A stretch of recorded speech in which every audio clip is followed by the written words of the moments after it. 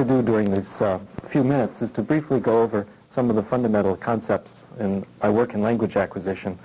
I'm going to divide the presentation into three unequal parts. First, our theoretical work, and I'll be going through four basic hypotheses about language acquisition. Then I'll be talking briefly about the application, and today I'll be focusing mostly on the elementary level, beginning level language class.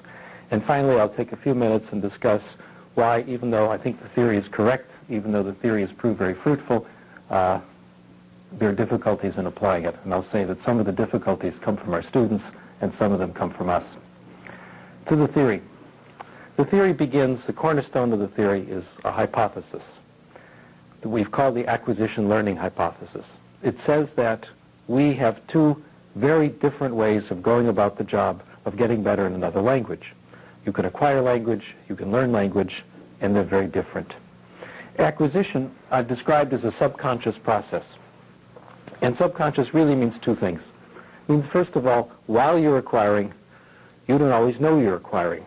It goes on below your level of awareness. For example, you're reading a book, you're listening to a conversation, you're listening to a presentation such as this one. You are, of course, listening to the presentation, you are reading the book, but without realizing it at the same time, you might be acquiring. Second, once you're finished acquiring, you're not always aware that anything has happened. A good demonstration of this is the universal experience we've had of hearing someone make a mistake in our own language. Now, when you hear someone make a mistake in your own language, very rarely can you tell exactly what rule was broken. When I hear someone make a mistake in English, for example, my first language, most of the time I can tell what rule was broken. I have a PhD in linguistics, in grammar, in fact, which some people find a strange thing to have studied.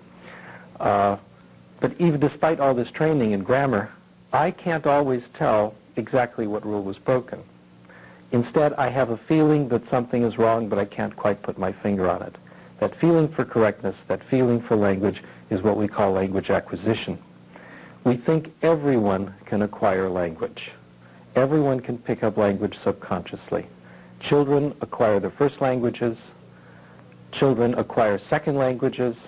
Adults acquire language. The ability to subconsciously pick up language does not disappear when you enter school. It does not disappear when you become a teenager. It doesn't disappear when you get older. It's with us forever. We think the language acquisition device never shuts off. Very different from acquisition is what we call learning. That's what most of us did in school. Learning is knowing about language, conscious knowledge of language. In English public schools, for example, we learn that a noun is the name of a person, place, thing, or idea. We learn that the subject and the verb are supposed to agree. This is conscious language learning. Language acquisition and language learning are very, very different. In fact, I think very different psychological processes are involved. Of the two, acquisition and learning, the research has been telling me that acquisition is far more important. Here's how we think they interrelate. When you're about to say something in another language, and it's easy to see in a language you don't speak very well, if you can put yourself in that position. When you come out with a sentence easily, it comes from what you've acquired, not from what you've learned. All the rules that you learned in school do only one thing for you. They act as a monitor or an editor. So let's say you've learned a little French in school, you speak French as a low intermediate, you're about to have a conversation in French. The sentence you're about to say pops into your mind from your subconscious somewhere. Then just before you say it, the theory says you scan it, you look at it, you inspect it, you think of the rules you learned in school, and you make corrections.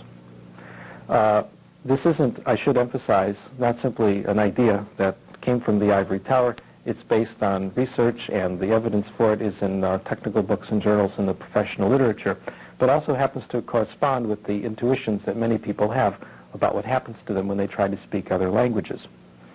Rather than go through all the research now, what I prefer to do is talk immediately a little about the pedagogy, what went through my mind 11 years ago when I first thought of this idea that there are these two processes and they're related in this certain way.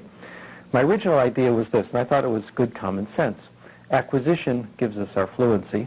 Learning gives us our accuracy. It's an attractive idea. We have two components. They make two very different kinds of contributions. Clearly, we want both. We want language students to speak easily and fluently, but we also want the grammar to be there. We don't want a grammarless pigeon. So what I thought then is, what we need is a balanced program. 2 days a week acquisition, 2 days a week learning.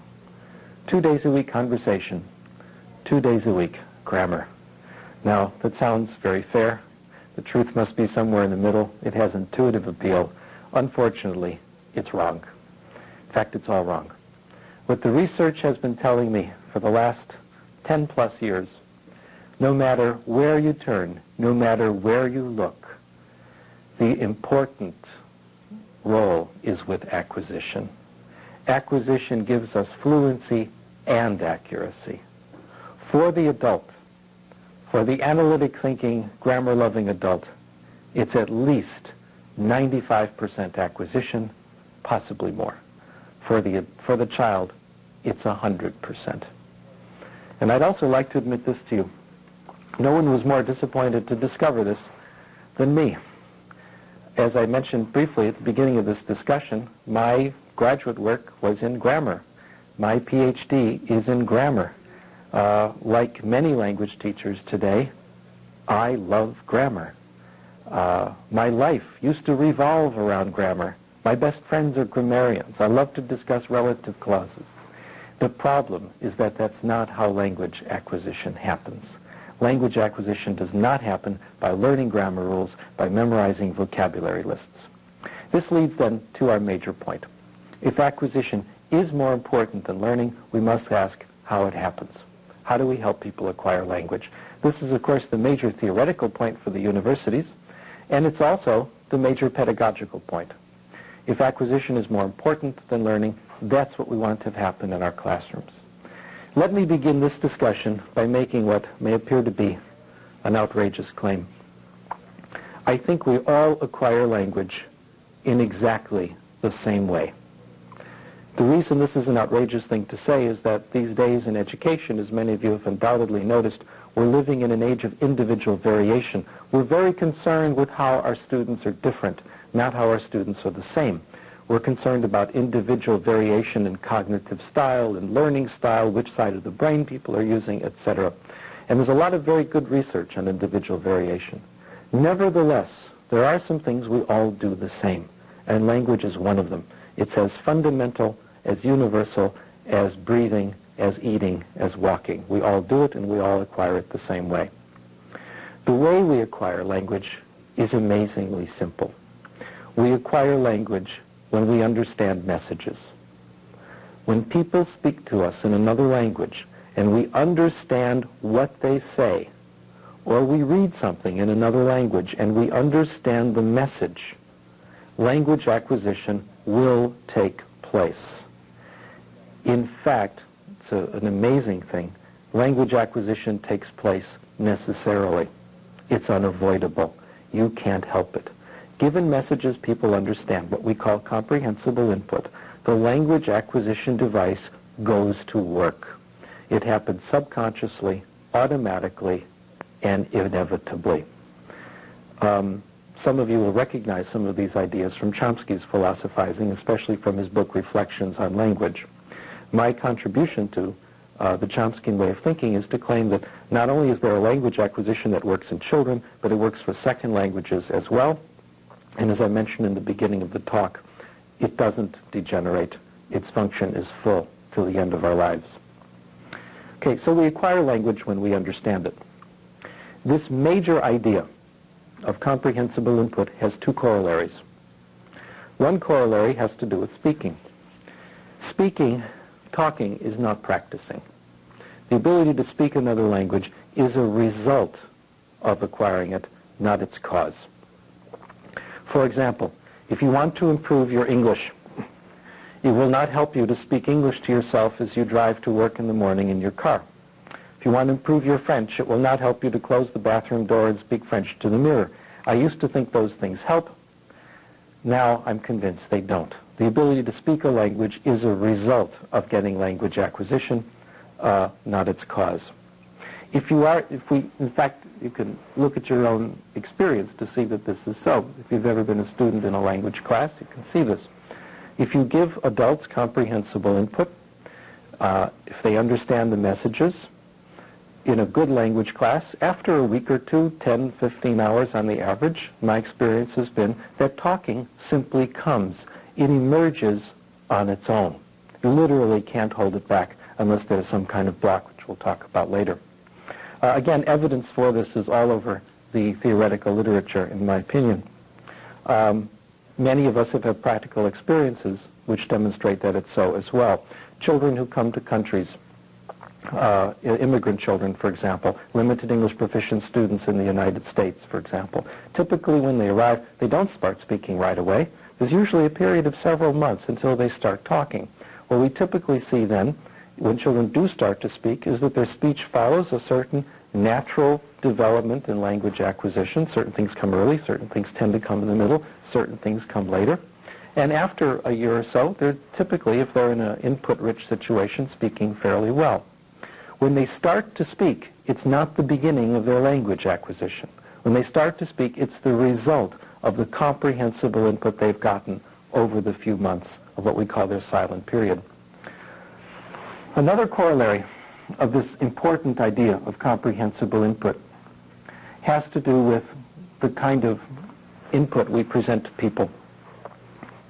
We have in language classes the principle of grammatical sequencing. We're all familiar with this. For example, in our first week of language class, everything is in the present tense. We can only talk about objects in the room, what we're doing at this time, at this moment in class. Suddenly, at the end of the first month, we become obsessed with the past. We can only talk about last week and last year. Eventually, the third month, you can only talk about the future. What will you do when you finish school, etc. We call this grammatical sequencing, and its goal is to aid in the acquisition of grammar. The theory says it has exactly the opposite impact. The major sub-hypothesis says that if we give people comprehensible input, and we give them a lot of it, grammatical sequencing is not only not necessary, it's probably harmful.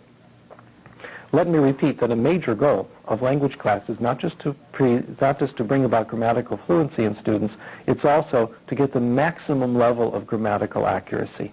My position is that the way to do this is to give students a great deal of comprehensible input. They'll produce both fluency and accuracy.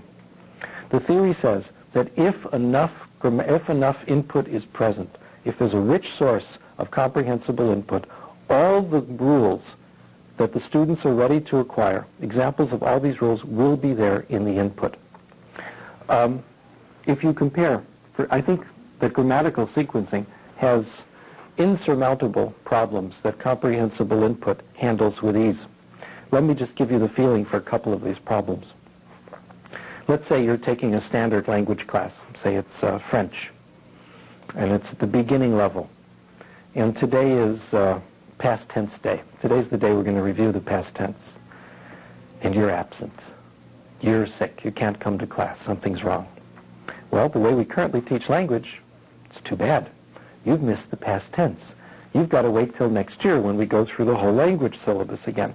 With comprehensible input, that's not a problem. If you miss class one day, don't worry. Come back tomorrow. You'll hear more comprehensible input. You'll hear more of the rule that you happen to be ready for, no matter what that rule is. You'll see it in the readings. It's the same idea as the well-balanced diet as compared to single doses of individual vitamins. We have a much better chance of supplying the student exactly what he or she needs. Probably the worst problem, though, with the grammatical syllabus is that it's boring.